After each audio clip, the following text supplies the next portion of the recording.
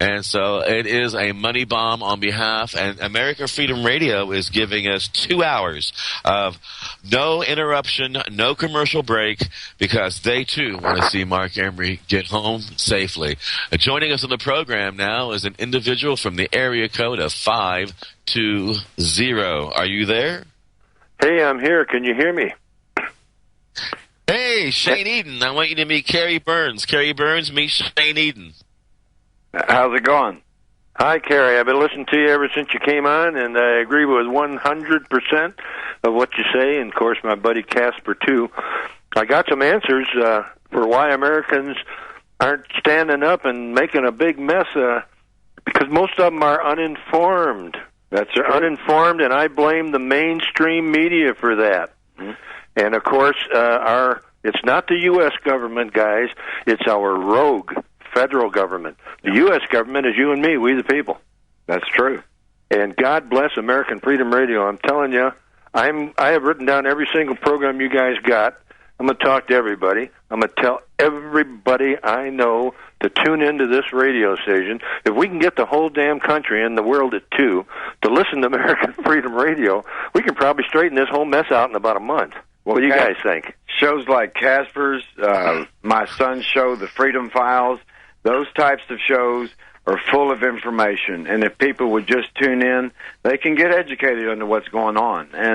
And we're not putting out information that's bogus. Every bit of this information is fact. This isn't opinions that we have, or this is something we feel like, just because it's a personal choice for us that it should be that way. This is backed by facts, and that's what we want people to understand, that when you tune into these programs, you're getting the 100% truth, and you don't get that from mainstream media. That's the secret, Carey. You're absolutely right. It is the fact, and it is the truth, and that's why we got it all on our side. As soon as we get the American public and the world also to listen up, to listen and to understand, and it's going to go bingo, and we got it all on our side. Eric Holder, I'll tell you what, the reason he's not doing anything is because he's a bad guy, Casper. There's no way. These people are all bad people in there. Yeah, you know me. I've been in this a long, long time, and I've been up and down and all around, and I'm telling you, these people are bad. The only way to do it is to get rid of them and put in all new people. That's right. That's what I say. I say pink slip all of Congress. Every one of them. Shane and Carey, let me interrupt you. Shane, you've known me for about 20 years, and Carey, you're learning me. One of the things that I like to think that Time for Hemp is a vessel of love. And I do try to find the best in everybody and see something good in everyone. And I realize that Eric's got a mama who loves him. He's got probably kids that he likes. And if we sat down on different tables under different circumstances and spoke on different topics, we could probably find things that we do care about and mutually agree upon. I can't say that everybody is all bad. But with that said, that clown needs to wake up. Yeah. Well, the thing about it is, I know he has a mother, and I know his mother had to have taught him about human respect and respect for your fellow individuals. And when you have a group of people like these people we have in charge, and many that preceded them too, that's just in an elite group that we have today. These people have been around, and they just keep getting more and more of their same cronies in charge and stuff. But when they've lost the concept of human respect and human individual choice, or they never learned it, one or the other. But I think their mothers probably taught it to them. Well, Hitler had a mother, too, and I don't think she was too happy when she found out what Adolf was doing. Exactly. And so, I'm not blaming Mrs. Holder. Yeah. I am blaming her son, who had made a choice. He made a choice. He's a smart guy. Mm-hmm. He made a choice. Tell me these people don't know what's going on. Yeah. These people know what's going on, Carey. Sure. You know what's going on. Casper knows what's going on. I know what's going on. Jesse Ventura knows what's going on. Jack Hare, God bless his soul, he knew what was going on. And I'm telling you, the time is coming. The truth is coming. I want to put Jack Hare up for president. Well, let's run him for president anyway, a write-in runner, I'll tell you. I mean, I heard you earlier in the show say that Jack's the guy that kind of turned you this way, Casper.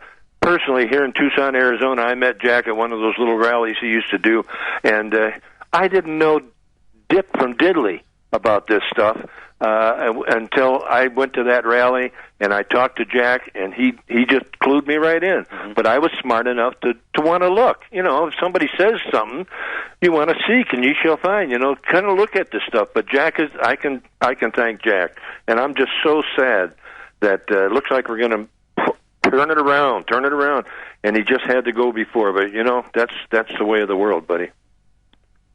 Yeah, and I love him too. I love Jack Harris. I can't tell you how much I miss him. And I got the news of his passing away 20 minutes before we had to go live on the air for a 2-hour show. Mm-hmm. And that day, the guests were Gateway Galbraith, one of Jack's dearest friends. Oh yeah, and Lynette Shaw. Well, you know, Jack is watching us. Oh. Jack is up there watching us, or wherever he is, and he's got a big one, man, and it's probably the best pot they ever had. I hope. And he's got a grin from side to side, and I believe that. That's why I'm fighting this fight. If I didn't have these beliefs, Casper and Carey, if I didn't believe, I wouldn't fight. I'd just say to hell with it. I just want to take everything I can get and fuck the rest. But you know, I'm sorry I said that. But hey, yep. Thank you. You know what I mean? And you got to believe, man, because if you don't believe in something, you're going to fall for everything. And Jack is your son? Is Jack your son, Jack Burns, Carey? James, yes. James is my son. Or James, I'm sorry. Yeah, I'm looking forward to talking with him, too. I caught the tail end of his show just before he led into here. Yeah, and he's got a terrific show. Yeah, they're on 3 nights a week, on Tuesday, Thursday from 5 to 7. And then they do the Saturday night show from 9 to 11. 9 to 11. I got it all written down. They have some Cannabis great shows. And you can go to their website, too, thefreedomfiles.us. You can access the Cannabis Corner from that, or from... Yeah, I wanted to find out about that. Yeah. You can go to YouTube.com and just type in Cannabis Corner, and it'll bring up the videos. Or you can go to the Freedom Files website, and both have Facebook pages, too, that you can access and keep up with the current events on all of them. So, well, I've been real busy with a lot of stuff, as Casper knows, but I'm going to be a daily. I'm going to access American Radio Daily, and I'm going to access all you people. Well, and we need to fight. And we need to get together, and we can beat them if we get together. A lot of people don't realize. Yeah, go ahead. Go ahead. This might be a time to let people know that Time for Hemp is going to be returning back to video, and eventually there's going to be a Time for Hemp channel people can tune into, and Shane Eden will be making contributions to that channel.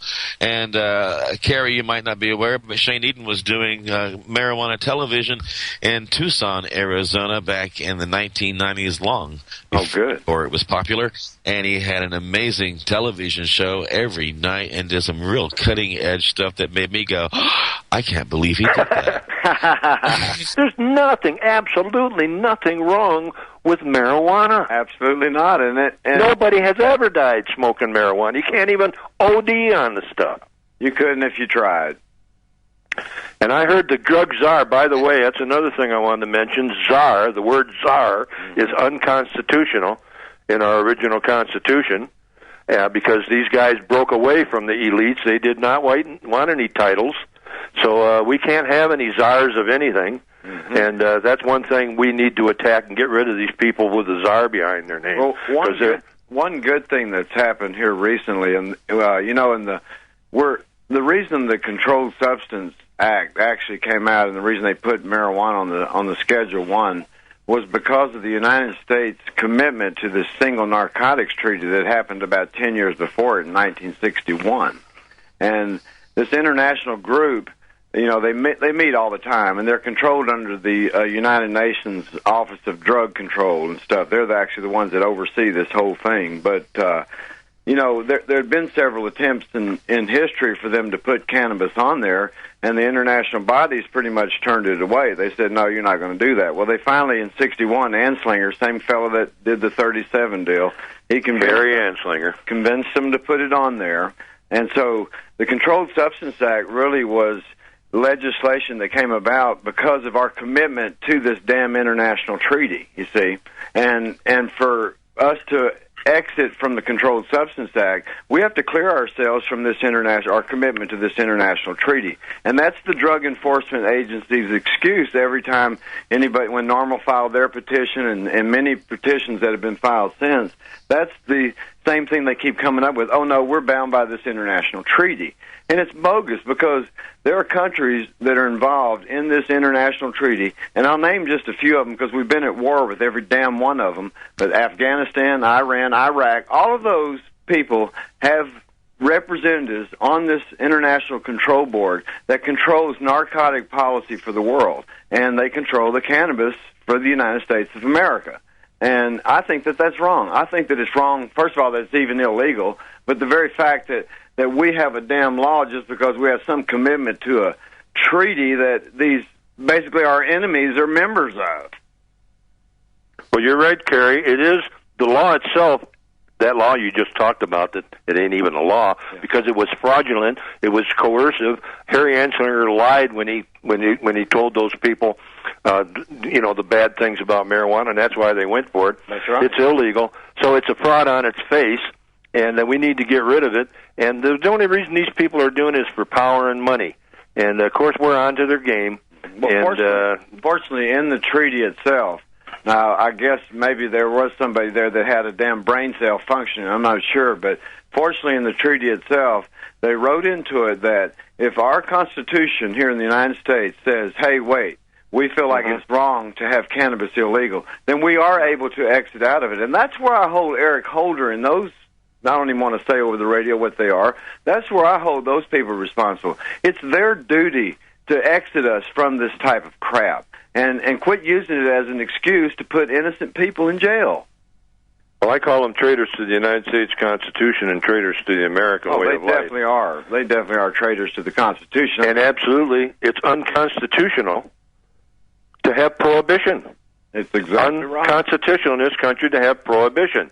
If you can't do that, you can't say something might be bad or something is bad or whatever. A damage has to be created, and then you have to. Then society or an individual can come about against that person that has created the damage, and only then you can't just say a damage has been created. You got into a court of law, and you got to prove it all. So we have remedies. We just need to get on top of it. I'm pushing real hard to get Arizona to start growing it out here again. We're going to go out to Apache Junction and talk to those people and see if we can get them to grow marijuana again. And it should be easy because we got all these propositions coming up now to legalize marijuana. I thought we legalized it once in Arizona. Well, how insane is it to have the two drugs that kill the most people every year aren't even on the under the Controlled Substances Act, and then you take an herb like cannabis that has never killed anybody, and it's equated right across the board with the hardest thing there is. This is the one issue that I know the medical marijuana route that they first started in California. I realized that people were trying to, in any way they could, to access herbs that they wanted to use and all that.